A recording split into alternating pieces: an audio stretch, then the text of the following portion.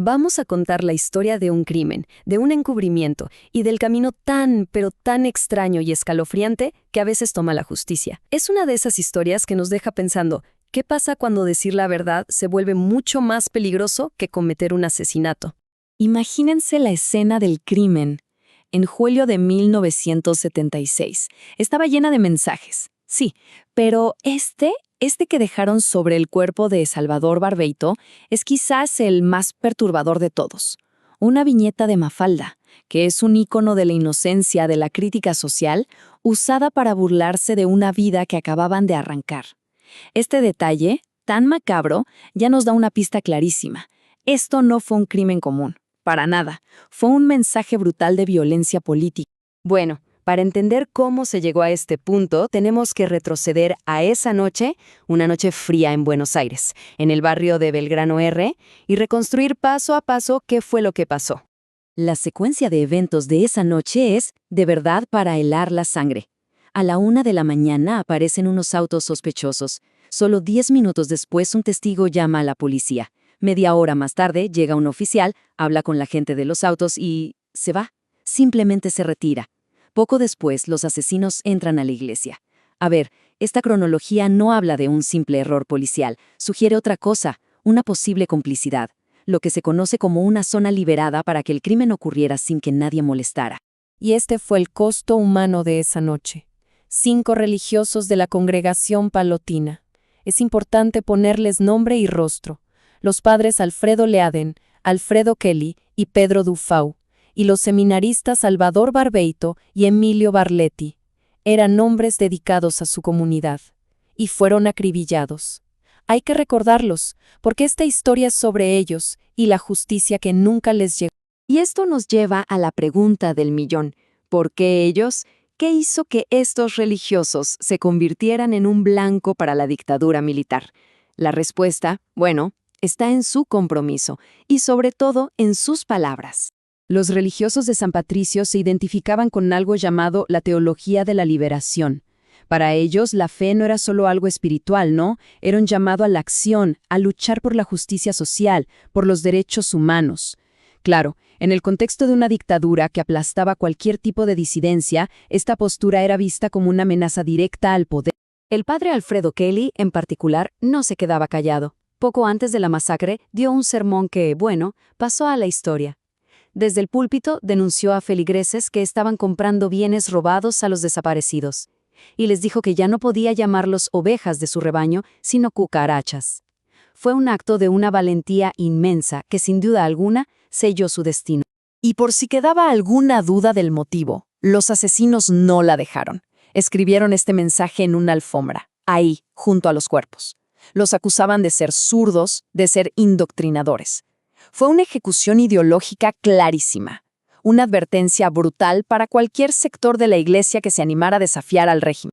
Ahora veamos qué pasó inmediatamente después y cómo la búsqueda de justicia fue saboteada pero desde el minuto 1. Y aquí es donde vemos el choque de dos realidades, de dos mundos. Por un lado, el comunicado oficial del ejército, culpando a elementos subversivos, una táctica súper común para desviar la atención. Pero por otro lado, la verdad que empezaba a salir de los testigos era mucho, mucho más siniestra. Esa orden a la policía de no salir es una prueba tremenda de la participación del Estado en el crimen. La investigación oficial, digámoslo claramente, fue una farsa. A pesar de las pruebas, de los testimonios, de toda la evidencia que apuntaba a un operativo de las fuerzas de seguridad, la causa simplemente se cerró. Los asesinos quedaron impunes, protegidos por el mismo sistema que debía haberlos juzgado. Y acá la historia da un giro que es increíble, de no creer, porque décadas después el caso se reabrió, pero no para juzgar a los asesinos, no, se reabrió para llevar a juicio al periodista que los investigó.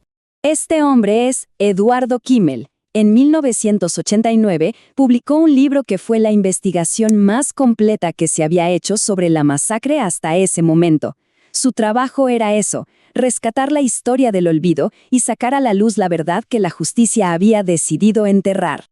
Fue esta frase, una sola oración en todo su libro, la que le costó casi una década de persecución judicial. Kimmer no estaba acusando al juez de corrupto, para nada. Estaba describiendo una realidad, que la justicia durante la dictadura era incapaz de investigar al poder militar, o no quería hacerlo. Y por afirmar eso, el juez Rivarola lo demandó por calumnias. Lo que siguió fue un laberinto judicial absurdo. A Kimmer lo condenaron. Después, un tribunal lo absolvió, entendiendo todo el contexto histórico. Uno pensaría, listo, se acabó. Pero no. Finalmente, la Corte Suprema, en una decisión insólita, revirtió todo y lo volvió a condenar.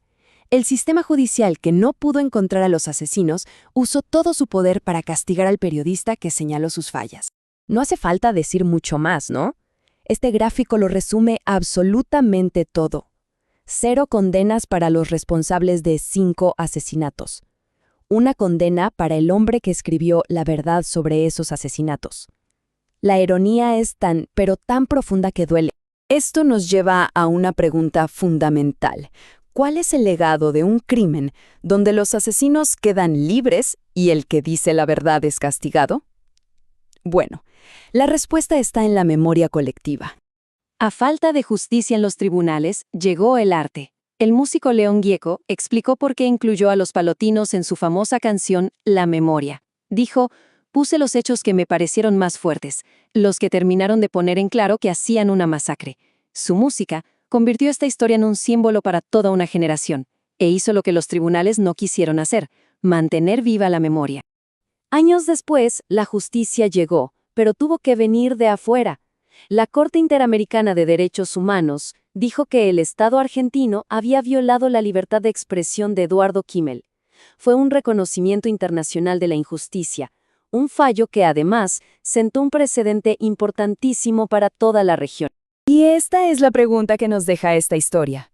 La masacre de San Patricio no es solo un caso sobre el pasado de un país, es una reflexión que vale para todos, sobre el poder, sobre la memoria, y sobre esa peligrosa encrucijada donde a veces la verdad y la justicia toman caminos completamente separados.